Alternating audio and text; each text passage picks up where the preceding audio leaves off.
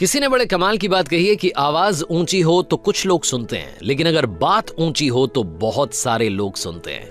Hi guys, मैं हूं RJ Kartik. एक छोटी सी कहानी। ये कहानी एक लड़के की। 24 साल का लड़का जो सेठ के यहाँ पर नौकरी करता था। उसके माँ बाप इस दुनिया में नहीं थे। जिंदगी बड़ी परेशानी में चल रही थी। वो जाता था, रोजाना पैसे कमा करके घर आता था, खाना बनाता था, खाता था, सो जाता था। एक दिन उसने देखा कि उसने 4 चपाती और सब्जी बनाई। हाथ मुंह धोकर के वापस आया, तब तक 3 बची। दूसरे दिन भी यही हुआ। तीसरे दिन उसने ध्यान रखा और चूहे को पकड़ लिया। एक चूहा मोटा सा चपाती लेके जा रहा था। चूहे को पकड़ा तो चूहे ने कहा कि भैया मेरी किस्मत का क्यों खा रहे हो, मेरी चपाती तो मुझे ले जाने दो। तो लड़के ने कहा बेटा मेरे पास में ज्यादा पैसा नहीं है, सिर्फ 4 मैंने बनाई है चपाती, उसमें से एक तुम ले जा रहे हो, मैं क्या करूंगा, मेरी जिंदगी ने मुझे बेहाल कर रखा है। तो चूहे ने कहा कि तुम्हारे सारे सवालों के जवाब तुम्हें एक इंसान दे सकता है। लड़के ने पूछा कि कौन है? तो चूहे ने कहा कि गौतम बुद्ध हैं, उनके आश्रम में जाओ, उनसे अपनी जिंदगी के बारे में पूछो, वो तुम्हें रास्ता बताएंगे कि करना क्या है। लड़के ने कहा बहुत बढ़िया बात है। चूहे की बात मान ली, गौतम बुद्ध से मिलने के लिए चल पड़ा। सेठ से छुट्टी ले ली 5-6 दिन की। रास्ता लंबा था, रात हो गई। इस लड़के को कुछ दिखाई नहीं दे रहा था। थोड़ी दूर पर एक हवेली दिखाई दी, वहां गया, जाकर के शरण मांगी। हवेली की मालकिन ने पूछा कि बेटा कहाँ जा रहे हो? तो लड़के ने कहा कि गौतम बुद्ध के आश्रम जा रहा हूं, उनसे मिलने के लिए। तो मालकिन ने कहा कि बहुत बढ़िया जगह जा रहे हो, गौतम बुद्ध से हमारे एक सवाल का जवाब लेकर के आना, अगर वो सवाल का जवाब दे दें। तो लड़के ने कहा जरूर, आपका सवाल पूछूंगा, बताइए।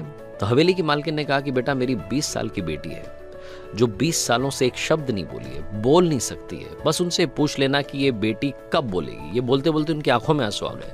लड़के ने कहा माता जी आप परेशान मत हो, मैं जाऊंगा और आपके सवाल का जवाब जरूर लेकर आऊंगा। लड़का अगले दिन चल पड़ा।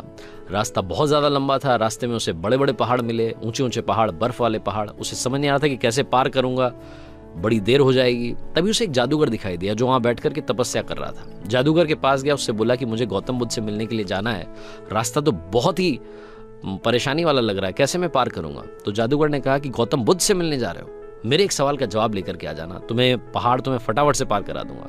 लड़के ने कहा आपका सवाल बताओ। तो जादूगर ने कहा कि 1000 सालों से यहाँ पर इसी पहाड़ पर तपस्या कर रहा हूँ स्वर्ग जाने के लिए, मुझे समझ नहीं आ रहा कि स्वर्ग कब जाऊंगा।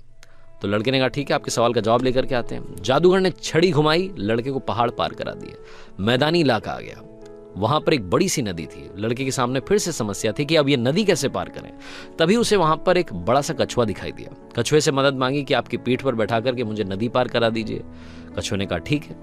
जब नदी पार कर रहे थे तो कछुए ने पूछा कि कहाँ जा रहे हो? तो लड़के ने कहा गौतम बुद्ध से मिलने जा रहा हूँ। कछुए ने कहा वाह यार, बड़ी अच्छी जगह जा रहे हो, एक काम करना मेरे सवाल का जवाब ले आना। तो लड़के ने कहा कि आपका भी सवाल बताइए। तो कछुए ने अपना सवाल बताया कि मैं बड़े टाइम से 500 सालों से इसी नदी में हूं और ड्रैगन बनने की कोशिश कर रहा हूं, ड्रैगन कब बनूंगा ये बस पूछ करके आ जाना। लड़के ने कहा ठीक है। लड़का पहुंचा आश्रम में, गौतम बुद्ध के पास।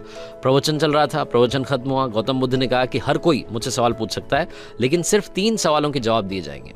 अब लड़के के सामने समस्या थी कि किसके सवाल को ड्रॉप करें, किसका सवाल छोड़ें और किसका पूछें। लड़के ने सोचना शुरू किया। सबसे पहले हवेली की मालकिन नजर में आई, ध्यान में आई, तो उसे लगा कि वो तो अपनी बेटी का इलाज कराना चाह रही है, उनकी बेटी बोल नहीं रही है, उनकी आंखों में आंसू थे, उनका सवाल पूछना जरूरी है। दूसरी जो तस्वीर उसके दिमाग में आई, नजर में आई, वो आई जादूगर की। जादूगर 1000 साल से वहां तपस्या कर रहा है बर्फ के पहाड़ में।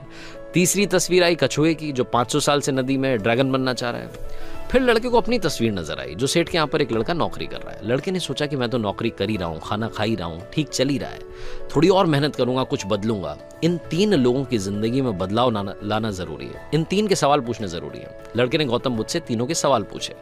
गौतम बुद्ध ने जवाब दिया सबसे पहले हवेली की मालकिन के सवाल का। उन्होंने कहा कि उस मालकिन की जो बेटी है 20 साल की, उसकी जैसे ही शादी होगी वो लड़की बोलना शुरू कर देगी। दूसरे सवाल का जवाब देते हुए गौतम बुद्ध ने कहा कि जो जादूगर है उससे कहना कि वो छड़ी छोड़ दे, जिस दिन उसने छड़ी छोड़ दी, छड़ी का त्याग कर दिया, वो स्वर्ग चला जाएगा। तीसरा सवाल था कछुए का। गौतम बुद्ध ने कहा कि उस कछुए से कहना कि अपना कवच उतार दे, जिस दिन उसने कवच उतार दिया उस दिन वो ड्रैगन बन जाएगा। लड़के ने नमस्कार किया, प्रणाम किया, चल पड़ा वापस। रास्ते में कछुआ मिला। कछुए से कहा कि भैया कवच उतार दो। गौतम बुद्ध ने कहा तुम ड्रैगन बन जाओगे। कछुए ने जैसे ही कवच उतारा मोती ही मोती निकल आया। कछुए ने कहा मोती का मैं क्या करूंगा, आप ले जाओ। लड़के को मोती दे दिए और कछुआ ड्रैगन बन गया। थोड़ा आगे चला तो जादूगर मिला। जादूगर को जाकर के कहा कि भैया आपको छड़ी छोड़नी पड़ेगी, तभी आप स्वर्ग जा पाओगे। जादूगर ने कहा ये लो छड़ी छोड़ दी, ये छड़ी तुम रख लो, मैं स्वर्ग चला जाऊंगा। जादूगर स्वर्ग चला गया। और अब आई बारी तीसरे सवाल की। ये पहुंचा उस हवेली में जहां मालकिन ने सवाल भेजा था। मालकिन से जाकर के बोला कि मालकिन आपका जो सवाल था उसको जवाब मिल गया है, आपकी 20 साल की बेटी की जिस दिन शादी हो जाएगी उस दिन ही बोलना शुरू कर देगी। उन्होंने कहा क्या बात है, तो देर कैसी, मेरे सामने ही तो दूल्हा बैठा है। तुमसे बढ़िया लड़का कौन हो सकता है। लड़की को बुलाया गया, लड़के ने लड़की को देखा, लड़की ने लड़के को देखा, शादी करा दी गई। और जैसे ही शादी हुई, लड़की ने पहली बात बोली कि आप तो वही हो जो उस दिन रात में हमारे यहाँ आकर के रुके थे। लड़की ने बोलना शुरू कर दिया। लड़के के पास में जिंदगी में पैसा आ गया, क्योंकि मोती मोती आ गए, जादूगर की छड़ी आ गई, ताकत आ गई, और शादी भी हो गई। लड़के की जिंदगी सेटल हो गई, सिर्फ इसलिए क्योंकि उसने अपने सवाल का त्याग कर दिया था। इस दुनिया में जो जहाज होता है जब किनारे पर होता है तो सुरक्षित होता है, सबसे ज्यादा सेफ होता है, लेकिन उसे दूसरे किनारे पर जाने के लिए इस किनारे का त्याग करना पड़ता है, लहरों से भिड़ना पड़ता है, मुकाबला करना पड़ता है। इस लड़के ने जब तक अपना सवाल नहीं छोड़ा था, इसको जवाब नहीं मिले थे। ये छोटी सी कहानी लाइफ में बहुत बड़ी बात सिखाती है। अगर आप कुछ कमाल करना चाहते हैं तो त्याग कीजिए उन बुरी आदतों का, आलस्य का।